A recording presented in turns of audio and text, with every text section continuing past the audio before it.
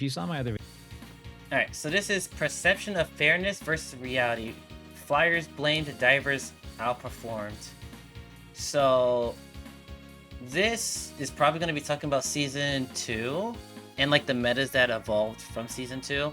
So quick breakdown. So season 2 was like very dive focused with like Venom, Captain America, Iron Fist, Spidey, and like a lot of the dive characters were like broken as fuck. It was a really bad time for support players. And then in season 2.5 they nerfed a lot of the dive characters, and so like now the flying poke heavy heroes are meta right now. So we will see what this guy has to say about it. Me personally, I think the dive meta was worse for me personally as a rocket player, but it wasn't so bad that I couldn't play the game like other people said. Like people that the people that were like crashing out about dive being meta was like actually insane. They were like, bro, I can't play the game as a support. And I'm like, bro, you have some of the best defensive tools in the game. What are you talking about? Like, what? Like, people were actually upset like that dive was meta. And I'm just like, bro. And a lot of them play like Cloak and Dagger or like Mantis or something, and I'm like, bro, you have a teleport or you have a stun. Like, what do you mean, bro? You got that. if you're talking about how balance doesn't equal fun, you might have heard me say something along the lines of the perception of fairness. And the perception of fairness matters more than what is actually fair, because of the fact that if the player is playing a game that they perceive to be fair, they'll play it for longer. But the moment that they can start blaming the game for their losses, this is the moment they're going to stop playing. True. And this season was known as the flyer season, the flyer meta, because of the fact that flyers were being picked more often. They were perceived to be very strong.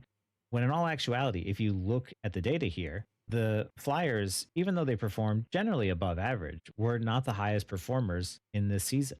The highest performers in this season were still dive heroes. Dive heroes were outperforming them by quite a bit. I think it's also because the flyer character is a lot more easier to play. Like, compare like playing Magic or like playing Iron Fist, like playing Iron Man or Storm. Like, the skill gap between these two characters and their player bases are like big, you know? And it's like, the people want powerful and easy characters, right? For the most part. People on average don't like to play harder characters that provide less value to team fights on average. Like, some people will play hard characters just because they're hard, like Black Panther, or in some cases Penny. Like, Penny can be a hard character to play on some maps, right? But on average, people tend to play the easy and powerful characters. And so the thing about fly characters is that on average, they're like pretty middle of the road when it comes to their power. Unless we're talking about their ultimates, in which case like Iron Man and Storm has probably some of the best ults in the game. But outside of that, like, their regular kit is pretty decent, just not broken. But like, the fact that they're easy to play and get so much value, because, you know, a lot of people don't look up at flyers, and they also have one-shot ultimates for the most part, and fly characters can escape out of team fights more easily than other characters. So like, the fact that they're powerful and also easy to use is probably why people thought the flying meta was way worse than it probably actually was. To me, that's what I think. Even Iron Fist, who we thought was gutted after the last balance changes, was actually still performing quite a bit better than a lot of the flyers. But then that begs the question, why did people think it was the flyer meta? And why was it perceived that they were stronger when in all actuality, according to the win rates, they really weren't? And it's because of the fact that when going up against flyers, not everyone has tools to deal with them, True. especially tanks. Yes. Which is the reason why Thing was given another tool in his toolkit to allow him to be able to fight flyers, because of the fact that it was just a frustrating experience feeling like you couldn't do anything against it. This is why it's important. They should have buffed Hulk's jump. I still stand by that. They should have buffed Hulk's jump either by like reducing like the charge up for his jump or making the hitbox for his jump bigger. Because as a Hulk main, trying to like snipe out like 3 different flyers, like trying to snipe out like Storm, Iron Man, and Human Torch on a team felt so bad because I couldn't get one of them because like another one was shooting at me and another one was getting healed behind a corner. And so like even when I like tried to get an Iron Man, like I couldn't get my full combo off because another flyer would just hit me in the back of the head and they would survive. It's just like, bro, make it easier. Like, goddamn. Important that in the game you're thinking about counterplay. If the player feels like they have the tools in their toolkit to be able to outplay their situation, they'll keep playing for longer. So Thing, who didn't have anything to deal with all these flyers that were being introduced to the game, had to have something in his kit, not just because of the fact that his win rate was low, but because of the fact that you wanted players to be able to play that character and still feel like they had some sort of way to secure a victory if they were on that hero. And there's a lot of different things you can do when it comes to balancing and tweaking in the game. And the first one is I think instead of giving Thing the flying punch, I feel like they should have buffed Hulk, Strange, and Venom to deal with fires. I feel like those were a better choice than Thing, because now that Thing can essentially deal with flying characters a lot easier than Hulk and the other heroes. It's like Thing already does really good against dive, but now he does good against flyers. So like Thing only really loses to poke now, and like that's kind of a big deal, but like he's CC immune. He has a dash away ability, to where unless you're playing a hit scan, like a lot of times you're not gonna hit him, and if he's getting healed, it's like you're not killing him either. So like, I don't know. I feel like they should just went with like making Hulk's jump better, give Doctor Strange's flight more versatility, and then like giving Venom, give Venom the claw, the wall, the swing dive, when you're swinging you dive with square. Like if you hit a flyer, it knocks them out of the sky. Right? They should have done that with like Hulk, Strange, and Venom. Those would be my candidates for buffs for tanks. I don't think Thing should have gotten that, the punch thing. I think that's kind of ridiculous. Just the damage numbers go up or the damage numbers go down, etc. Like that's just tweaking numbers. And tweaking numbers is important to get the win rate in that area. But then when it comes to the perception of fairness, if the win rate is relatively on par with, what you might expect, say for instance like Punisher has a pretty close to 50% win rate. He doesn't do generally super amazing. He doesn't do super poor. He's right where he should sit. But people thought that he was being oppressive. So then you have to ask yourself, okay, well, what is the part of his kit that's feeling too strong? What is the part of the kit that makes players feel frustrated? I never thought Punisher was too good. And from the balance changes, it looks like they're addressing his turret. The turret might have been the frustrating factor for the Punisher. So they tweaked one part of his kit to be a bit different. So that way people would feel that it was more fair to go up against. They did this by decreasing the damage, but I feel like they should decrease the health of his turret. Make it easier to break. That's what I would have done. Me personally. I don't think the damage was like getting sniped by Punisher's turret felt like shit, but like the fact that like me as a rocket player from like long range could not like snipe him like at all, even though like I have a minigun, like I would have to shoot him for like 6 seconds straight in order to disable the turret. Like that's kind of ridiculous. Like the damage wasn't the issue. The damage is that if I got an off angle on him where he didn't see me, if I shot at him, he would just immediately turn around and 3-shot me. And it's just like, well, goddamn. It's the punish. The other thing that you can do is you can rework the kit. And that is what they did with the Thing, where he's already sitting on a really low win rate. But what he needed was another tool to be able to handle all the flyers in the game. And that's what they gave him. So reworking the kit is another thing that could be done. And the third thing, which is not really done in the game, but is also equally important, is educating the players to how to counterplay these situations, right? That's where my channel comes in. And what I try to do here is that hero-based shooters are really fun, they're really great, but they do a really terrible job of educating you as to like how to actually win the game. They don't really explain it to you. They kind of just expect you to play and hopefully understand or learn. Or YouTubers like me pop up. We try to have to explain to you sort of the nuances of strategy around playing around the objective and off angling. And Okay, but like, how did like? And here's the thing: when people talk about this, because like it's here teaching hero shooters is a lot harder than teaching fighting games, right? And I feel like a lot of people already think that fighting game tutorials are bad, even though, for me personally, whenever I play a fighting game tutorial, like I've genuinely gotten the good grasp of it, but that's not a here nor there. But like in a hero shooter, like if they were to implement a tutorial mode like in depth, how would they teach you about positioning, right? And would they have to do it for every single map? Because positioning is very map dependent, and like it's also very character dependent. So like, would they have to make a tutorial for every single character on every single map in very specific ways?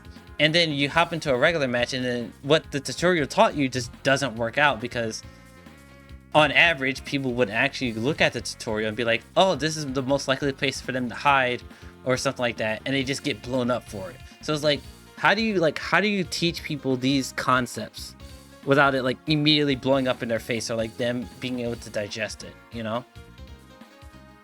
I don't know. That's something for the developers to decide, but I feel like just saying like, oh, just add a tutorial mode where these concepts are taught is like, well, like how do you do that? You know? That's the harder question. Like, how do you do it? It's not the fact that they won't teach players how to do things. It's like, how do you do it? 3 different ways in which you can help players feel like they have more control over their games and what you can do to make the experience more enjoyable. And even then, if we look at other ranks, because Celestial and above, I understand, is a small percentage. If we go lower down, we can take a look at Gold, right? Gold is another one where we see Black Panther has a crazy high win. Like anything to me that's above 53% is probably ridiculously high. And to see Black Panther in Gold at a 58.87% win rate means that there's a lot of players in Gold who are incredibly frustrated by Black Panther. And I know this is true because of how Black Panther's kit works, right? Black Panther is not a hero that should have a high win rate due to the fact that of what his kit does. And if that kit is super successful in winning games, it means that he's creating a lot of frustration for players at this rank. Which it's good that bans go as low as Gold, because now players have an option to ban these sorts of heroes and not have to deal with them. But I highly suspect that Black Panther, if not getting nerfs in the upcoming seasons, is going to get a kit rework due to the fact that his kit is going to provide a lot of player frustration, especially with how high his win rate is. Because nerfing him isn't going to be super easy, because if you nerf him, he's going to be absolutely unusable in the higher ranks. But some people will argue he's already at that level where you literally cannot use Black Panther at all at high ranks, which I mean is probably technically true, because he just gets out healed like very easily at higher ranks. So like, what do you do with a character like Black Panther? I don't know.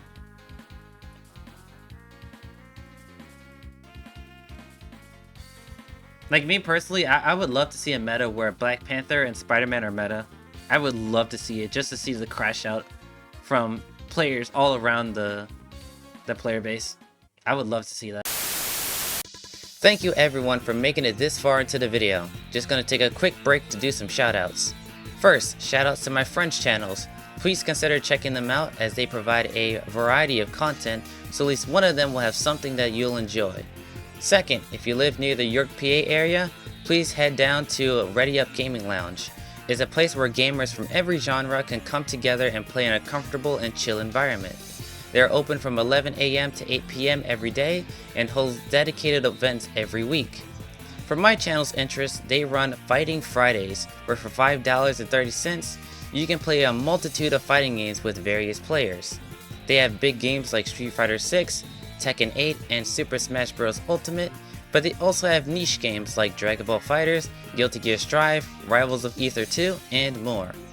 Finally, shout out to all my supporters on YouTube, Twitch, and Twitter. You guys really make doing content fun and worth pursuing. Alright, back to the video. Somewhat weaker in the lower ranks, and you gotta have to try and find a way to create a kit that is both good and perceived fair in lower ranks, as well as at their skill ceiling perceived fair at the high ranks and still balanced. And this is the difficult challenge that NetEase has with Marvel Rivals. Something else that's important to remember when it comes to Black Panther is Black Panther is also perceived to be not a super strong pick. And the reasoning is because of the fact that to stop a Black Panther player from being able to secure a kill, all you have to do is give the slightest bit of healing to interrupt or stop his assassination attempts. Yep. It's also very easy to poke him out and do a little bit of damage to get him to not be able to engage in on your backline. However, I agree. what the value that Black Panther creates isn't just from securing kills, but from the distraction he creates by attacking the backline, because you have to do something about a Black Panther attacking one of your supports. So you have to pull attention away given that moment, which allows the front line to fall over. Right. This creates another problem where it's frustrating for the support players who are trying to defend themselves, where they don't get to do anything other than just try and survive the dive attack. And the front line gets frustrated because of the fact that they're falling over because they don't understand that the Black Panther is diving their backline. The Black Panther player also doesn't feel fully rewarded because of the fact it feels like they don't get to secure kills either. It doesn't feel like they're being effective when in all actuality that they are. So this is something that I believe that the design team is going to have to do or to tackle, which is probably going to eventually get to a point where Black Panther might be reworked. So that way it feels not only fair to play against, but it feels fun for the Black Panther player, and it feels more fun. I just think people are from my experience, more people are how should I say this? More people hate dive DPS than any other dive style character. And it's like, so people like don't like Spidey, people don't like Black Panther, people don't like Psylocke, like these dive DPS heroes, because of how much value they get just by, number one, just by being on the team, right? If you see a Psylocke, you automatically know, especially as me as a support, mostly support main, like if I'm playing Rocket and I see a Psylocke, she doesn't even need to go invisible or do anything. I'm already scared for my fucking life because I know if I get hit by that combo, I'm going to die, right? But it's like, at the same time, the game has so much healing stats into it that like, just telling like your other support, like, hey, heal me when this like I'm about to get dive, heal me, right? Just doing that immediately not negates the Psylocke like outright, but like it just makes it so much harder for them to kill on average. So it's like, I don't know what the right decision is. Like maybe make healing weaker, but that would make dive DPS, probably the most hated category of hero, like even more of an issue. And like that might turn people away from the game. Cause like, at least with like the dive tanks, like most of the time they're not doing significant damage where like out healing them is necessarily an issue, right? But it's like at the same time, dive tanks are also more obvious when they dive, whereas DPS dive characters are not as obvious. Like you can see a Venom swinging at you, you can see a Hulk jumping at you, you can see Thing literally punch his way into the backline, but on average you're not seeing a Black Panther like jumping you, right? At most you get to hear him through the "huh" when he double jumps at you, but if you get hit with his spear, you're pretty much automatically dead, right? So if you don't hear that double jump like grunt and move out of the way, you're basically going to die unless you just out heal it. So I don't know. I don't know what the right answer for this is, to be honest. Especially for Black Panther. I don't know how you can rework him unless you make him a frontline DPS. Like Black Panther just can't be a backline DPS. Like it's just too frustrating at its very concept for like 80% of the player base. At where their heals are going. This is going to be something that I think that they're going to have to tackle very soon because of the sudden popularity of Black Panther lately. and how well he's performing across all of these ranks, even all the way up into Celestial still. A good example too is another one is Magic. Magic is a hero that doesn't get banned very often, doesn't get talked about very often because of the fact She's a that sleeper even though pick. she has a high win rate, she's perceived as fair to go up against. The reason why is she moves much slower, she has combos, you can see her coming. Black Panther, typically the way his kit works is he just sort of deletes you. Yeah. Magic can delete you, but it seems much harder and it seems much slower. So this is the reason why not gonna see Magic banned as often, but you will see Black Panther banned. It's also still very possible for a character or a hero to have a negative win rate or a below average win rate, such as Hawkeye and even Star Lord, who don't perform as well, but still get perceived to be powerful because of the way their kit works. Hawkeye, whose one shots are incredibly frustrating to go up against, doesn't actually perform that well. Even in Celestial and Because he's hard above, to play. Hawkeye is still down below the 50% rate. And Star-Lord as well, who has one of the stronger DPS ultimates, actually doesn't perform all that well. It's because they're This is harder to how play. it's a difficult balancing game when you're not just trying to make sure that win rates are equal in terms of like getting it closer to 50% so it feels more fair. It's also a balancing game of, well, how do we address the situations where players feel like something is unfair to play against when in all actuality it might be. This is sort of what Blizzard always, shot themselves in the foot with by always citing like win rates, is they'd say like, oh, well, they actually don't perform that well. That's right. But the perception of fairness matters far more than what the win rate says. Right? Yeah. Because no matter what you do in these games, like getting one shot is always going to be a frustrating experience. True. So no matter how low the win rate might be, there are certain things, certain parts of the game that are designed in a way to sort of bring more player frustration. What you're trying to do is ease up on that player frustration. And then once you ease up on that player frustration, then you can start to tweak the numbers to really truly balance them. And until that happens, until you can start to eliminate those points of friction with player frustration, you're not going to be able to really just tweak the numbers to balance. So what I'm hoping with in the future is we do get more sort of hero reworks or even ability reworks like support ultimate reworks and other things that not just sort of change the way the game is played, but also provide more player expression, more creative player expression, and less player frustration. Right.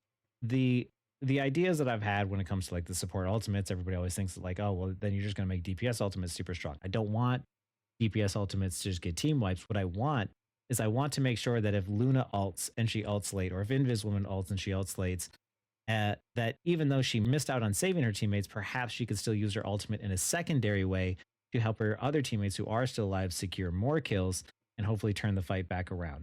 Because a lot of the times it's heavily based off of like whoever ults, later, or whoever ults better, whoever delays their support ult the longest without letting someone die, that ultimately just dictates the fight. And it would be more interesting if the kit did more than just deny plays from happening, but if it also allowed you to make a play.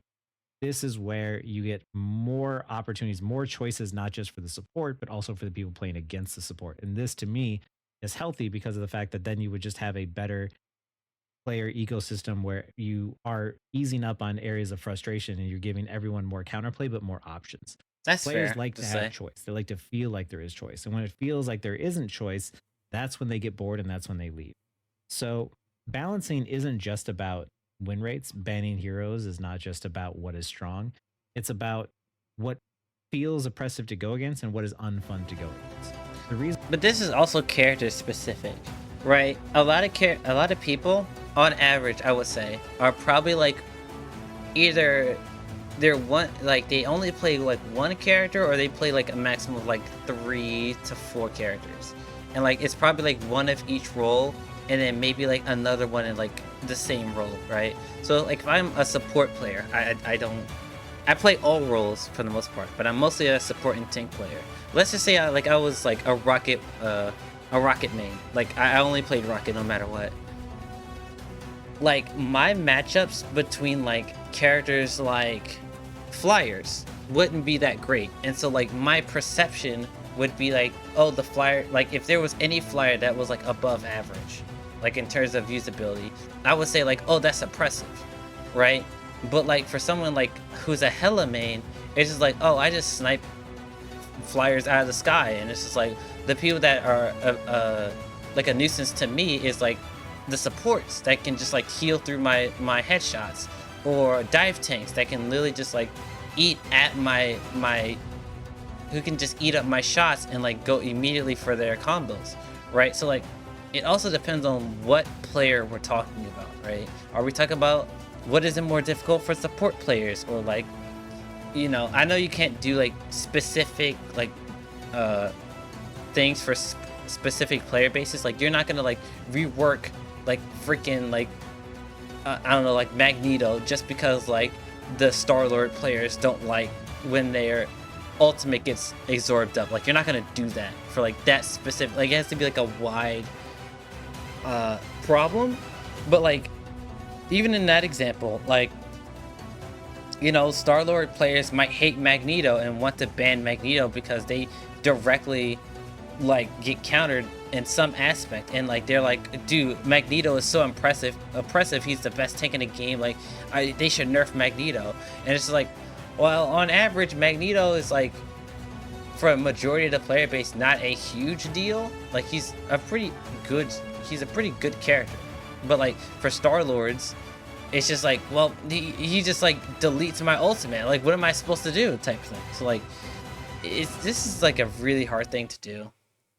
Reason why I pick the bans that I do personally for when I'm playing ranked is I ban the stuff that I don't like to play against. Yes, I can play against Black Panther. I ban him because I don't want to spend the entire game peeling Black Panther off my backline. So a lot of times the stuff that I'm banning isn't necessarily the things that are powerful, it's the things that I don't want to play against. And I think that's what a lot of players tend to do, is even if they don't actually realize it, they're not banning what is strong. What they're banning is what's frustrating. And that ultimately is going to be what makes players think what is meta.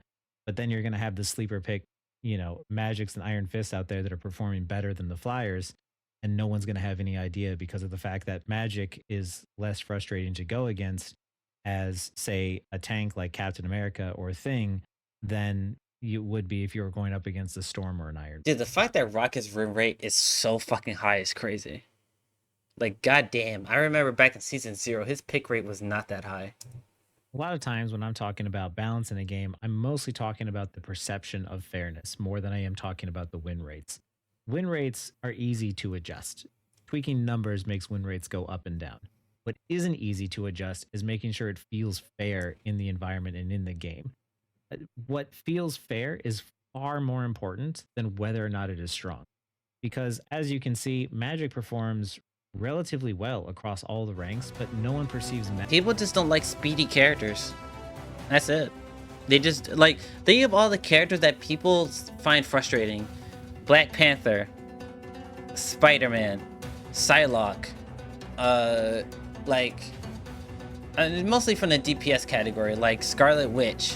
Like these like more speedy, evasive type of characters, like people just don't like dealing with them, right? Scarlet Witch has 2 teleports and she can auto aim at you, so she doesn't even have to look at you to deal damage. Spidey basically has infinite mobility because his web swings. Black Panther can literally double jump, and like all of his combos happen within like a second or two, and he gets ult relatively quickly. Who else did I say? Psylocke could turn invisible, and she has 2 air dashes. Like, and it's just like dealing with people that move at a relatively fast rate or just like complete invulnerability is just a lot more toxic and more annoying than like dealing with like Magic, who like has a teleport but is only invincible for like maybe like 1 or 2 frames, and like you can stop her before she does it.